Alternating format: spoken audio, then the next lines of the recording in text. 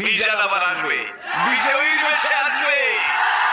মিজানুর রহমান আজাদি চলে গেছে, চলে যায়নি, তাকে চলে যাওয়ার জন্য বাধ্য করা হয়েছে।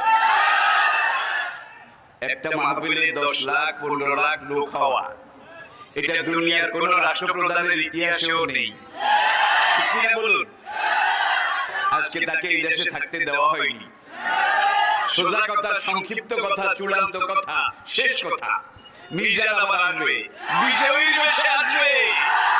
এই দেশের তাওহীদি জনতা এমন ইতিহাস সৃষ্টি করে তাকে আলিঙ্গন করবে ইনশাআল্লাহ। সেই সমাবেশী দূরে নয়।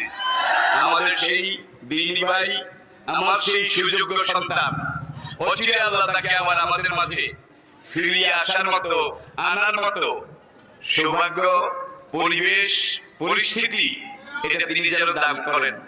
সবাই বলুন আমিন।